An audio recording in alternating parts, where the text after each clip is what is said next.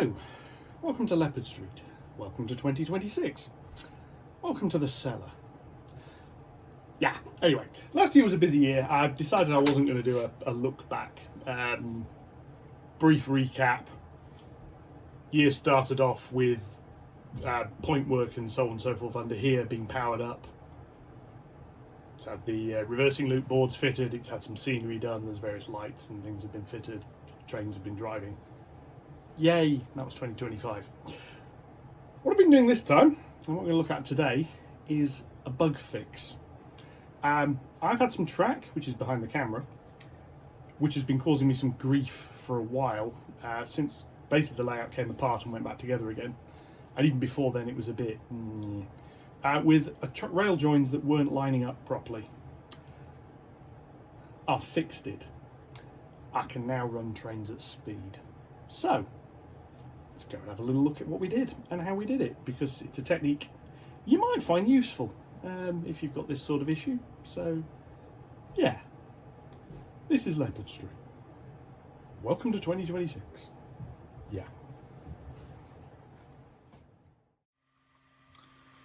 Yeah, now the jigs are for this bit here. You know, as I've said a few times, I have some alignment issues. I've raised this track. Very, very simple. This is the benefit of gluing it with copy decks, nothing else. Basically slide a steel rule under it, breaks the severing, so I can lift those. And the jigs I'm printing are going to sit across the top of this join, between the rails, so they'll align the rails sort of that way. And there's a top piece, so they'll align on the top. I'm then just going to put a bit more copy decks under, put both jigs in. Once it's aligned, I'm going to stick a weight on top of it and I'll leave it a few hours to dry. The other bits I've been working on, stand back over here so you can see a little bit. I've now put all the bracing under the board that's sort of going to sit over there. So that's had a few hours. Ooh, printer's moving.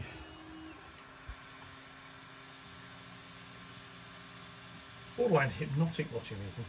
Now this is stepper motors in action. There's one in that little box at the end with a QR code on it, and there's one in the base which moves it up and down, and there's another one that moves the print bed backwards and forwards. It's just going around now checking its levelling. If you've got one of these Ender 3 V2s, out the box it doesn't do this levelling. I got the kit. This is the Creality levelling kit that you can fit. I've also replaced the springs under the bed with like rubber bushes so that they don't need adjusting very often. And instead of having to level the thing by hand every single time, you change a little bit of the code, which you get instructions on how to do with it, and it levels itself every time. Anyway, enough of that. So, zoom back. Yeah, so I now need to paint this. I'm going to paint the top and I'll paint around the rim of that. I still need to print the mounting ring for the other side of this for the turntable. I'm probably going to have a look at doing that later. So I've fired the printer up, you see, I might as well have a go at using it. Once that's glued down, I can do some running tests. Obviously at the moment I can't run around the main loops because, well... yeah, the track's not fixed down. But yeah, so just a quick little one there. I say I've got the track. What I'm going to do, once I put the boards back together on the top, a bit tidying up, I'm going to clear all of this nonsense off. And I'm going to lay out some of the track so we can see exactly how this is going to work. I've got some trains here, so I've got my A2 with 4 coaches and the CCT. That is the length of train I want to be able to handle.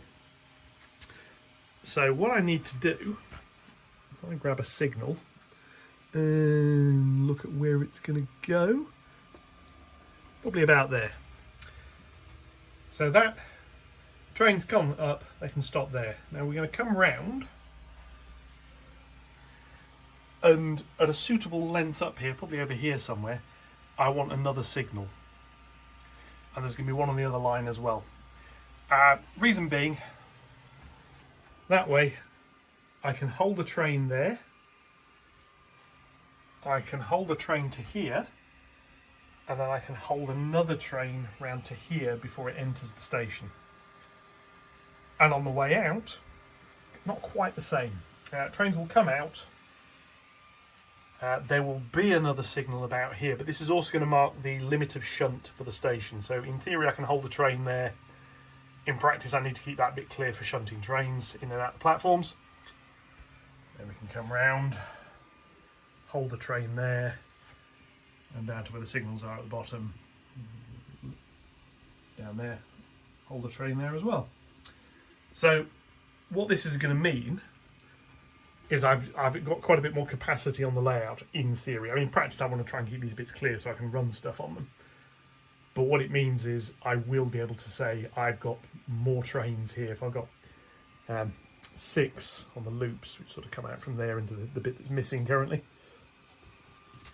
It's printing now if you've not seen one of these things in action. Yeah, so I want to be able to hold 6 trains in the loops, probably another 5 on the incline if necessary, 2 big freight trains, whatever is in the station. It's going to give me plenty of capacity. It's also going to mean I can put trains on show. In practice I don't want that many on the incline. I want maybe 1 in each direction, like 1 waiting to come in, 1 way that's just left. But that'll be about that. Anyway, I'm going to get on with painting this.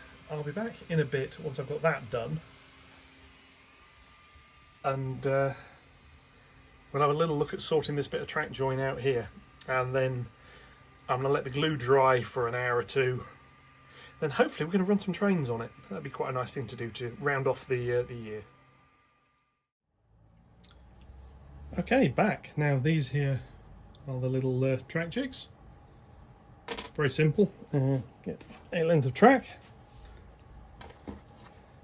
And the idea is it just fits in between. Very straightforward. But if you do that at a join, it should help. So I've now got line things up nicely.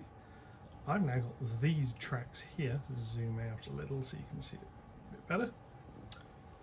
And basically what I need to do is feed these in like so. Clips in place quite nicely. I can put a bit of weight on top of that which will hold it. Do the same on the rear one with a bit of glue, and then let the glue dry. So that's the first thing I'm going to do, is do the back one first. I've got the copy decks down here, so I can lift that slightly. Can't lift it up too much. Big splodge of glue under there should help. Press down, and one of these, which should just clip in. It's a bit stiff because this track is slightly curved and the jig isn't. However, it should work. I'll do it like that, maybe that'll work a bit better. I'll just go back. So that should hold. It's going to get a bit of weight put on top of it in a minute. And same on this side. Splodge of glue under here.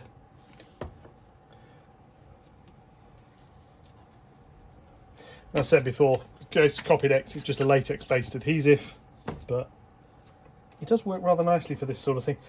Because, as you've seen with this here, it's fairly straightforward to remove. So we'll just clip that into there. That one's clipped in nicely. That one still hasn't clipped in fully. Let me just... I'm just going to trim the end of that slightly.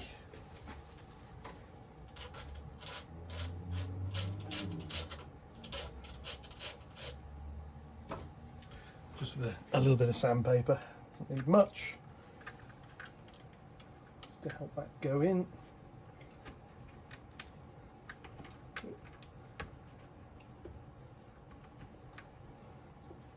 Probably have made this slightly less tight fitting, but the tighter fitting it is, the more accurate it is. So that's there, that's going to sit on top of that. That is then going to get a weight added. And then I'm going to leave that for probably an hour or two. I'm going to come back down, clear the track off, power up, and we'll try and do some testing. So I will catch you in a bit for that, as we run some slightly dusty trains around. Yeah, moment of truth. Now, as you can see from the white glue, it's not 100% set yet, but it seems to be good enough. So, testing, coach.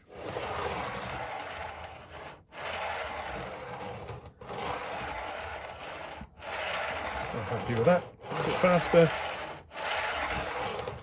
Seems alright. Try it on the inner track. Yeah, I can rail the thing.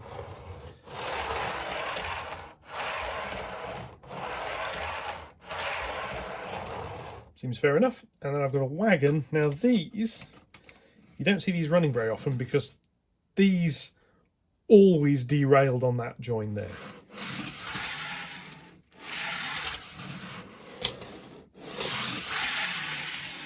And they roll around there quite nicely. Try it the other way a little bit quicker. Happy with that. Go back to the inner track. Coach off. Right. And then I'm going to call that a success. Now, that glue needs to fully harden. There's no two ways about it. What I'm very likely to do once it has fully hardened, and that one there is still moving slightly, so it'll probably end up with the clamp put back on it. But once it has fully hardened, what I'm going to do is ballast these little bits here. Just a little bit, but that'll help hold it in place nicely. However, now that's lifting, that's not sticking properly. I'm going to have to... Yeah, that needs a bit more glue on the back of it, which is slightly annoying, because it is lifting. I can hear glue under it, which is the slightly frustrating thing. So I know that side got glue, so I'm just going to put a bit more on around here, like this. Just wedge that under there a little bit. Yeah. Yeah. Got your legs down.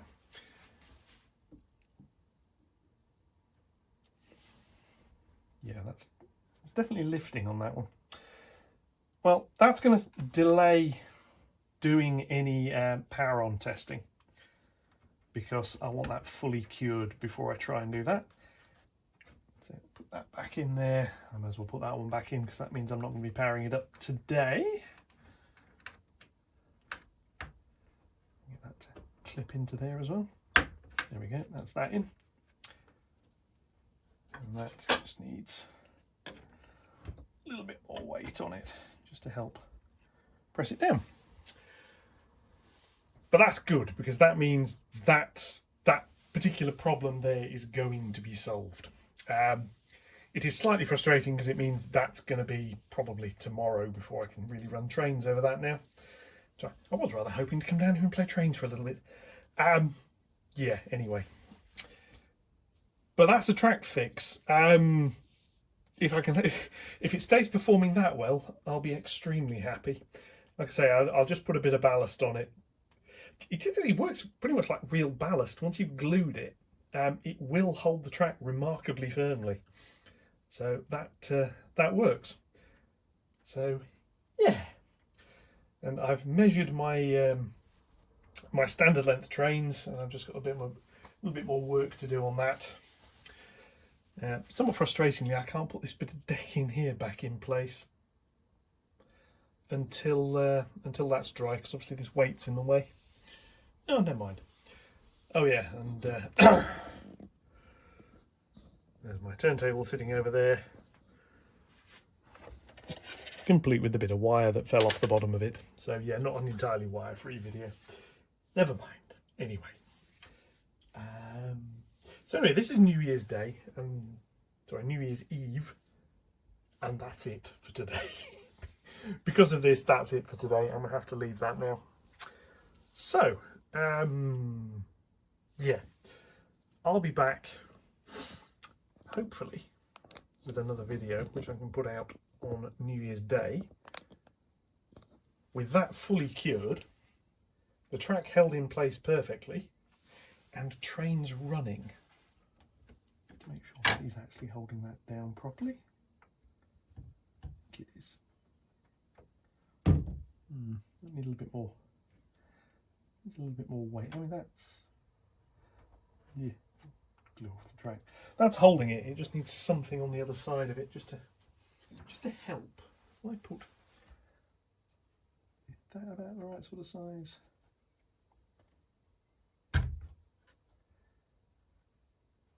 I'll put that weight there. That's pressing down on the sleepers, which is what I need it to do, because it's that side that's raising up a little bit. Right. That's that. I'm going to go and find something to do that probably involves food. So, I'll catch you in the next bit.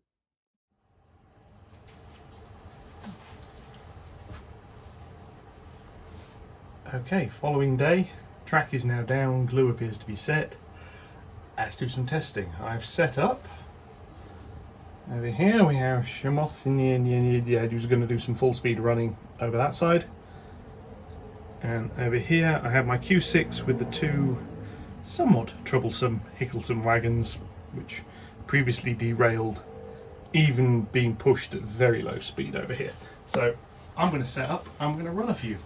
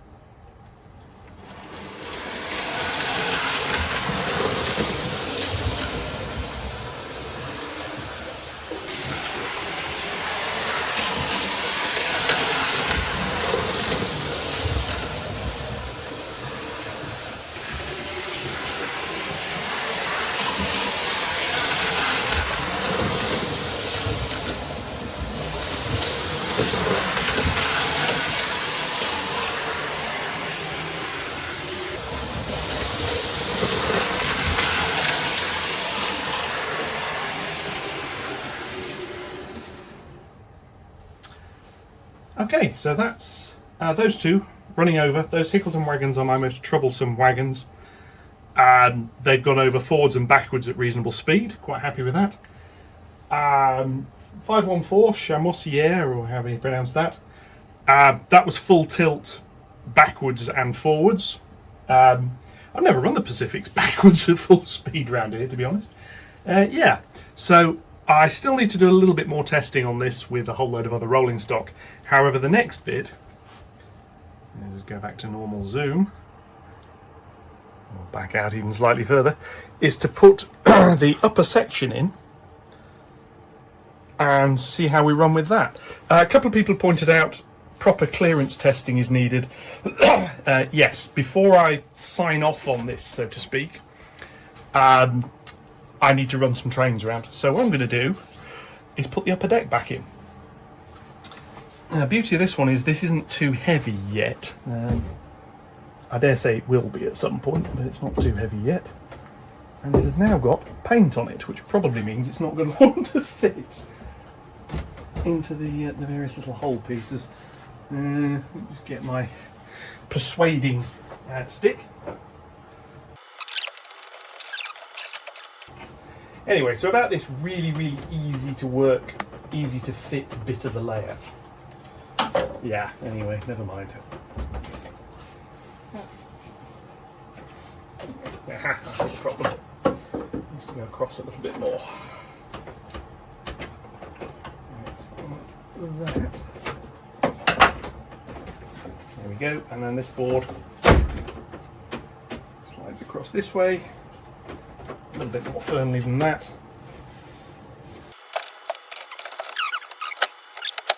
Right, that's the upper deck in place. Now I guess reposition the camera slightly, lower the angle so we can see the clearances. Yeah, point you up in the air a bit, and run those same two trains again. So this little bit here is the lowest part. Basically, if it gets under this bit of wood here, I haven't got a problem. So I'm going to go and power the layout back up, and we're going to drive a train again.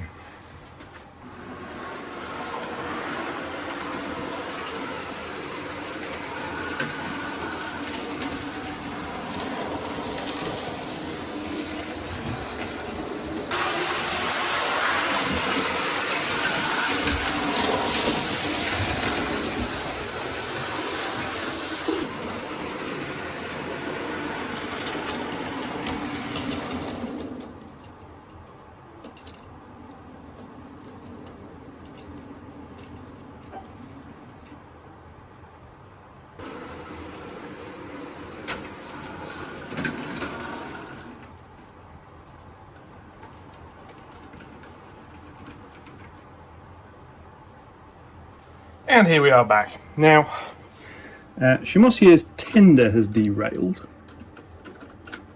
Yeah, I think I've... There we are, back on the rails. It's derailed on this particular troublesome piece of track, which is another bit I need to sort out. But, there we are. Trains are under there, and there is... let's see if we can zoom in and see how well it shows up. There we go. There's a decent bit of clearance there, so I can cope with that. That's actually better clearance than I've got with the other bits. So, with that, I'm going to park these. So I'm going to run another train or two round. I think I'm going to try the Scotsman. I want to do some high speed running on the outer loop, so I'm going to set that up. And then with that, that is a track fix done. I'll be back shortly.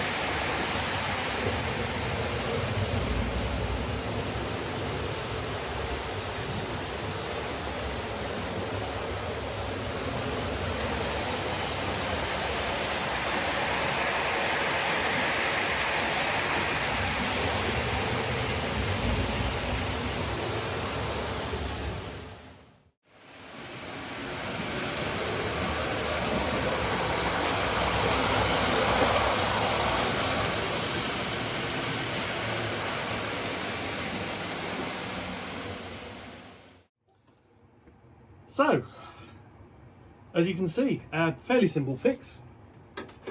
couple of little 3D printed bits. You make these at card. To be honest, it's just 2mm. Well, one's about 1.5mm, one's 2mm thickness. 2 rectangles, one stuck on top of the other. Just holds the track in place while glue dries nicely. There are more bug fixes I need to do. There are several other rail joins. There's one just here which is still causing a few issues. That one's probably a priority to get fixed. There's some others at that end.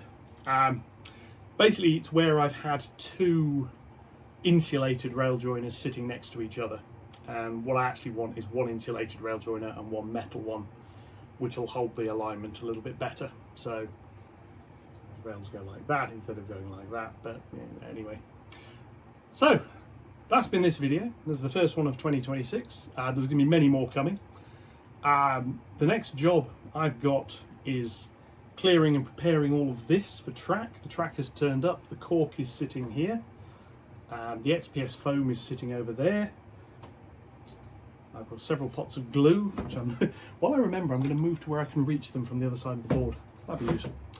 Anyway, with that, that's it for this episode. Hope you enjoyed. There's plenty more coming up. We've got a loco which is going to get a DCC decoder in at some point. We're going to do more running. Hopefully this year I'm going to get more stock on the layout as well, so we'll see with that. Anyway, that's been me. That's been Leopard Street. Thank you very much for watching. I'll catch you on the next one, and goodbye.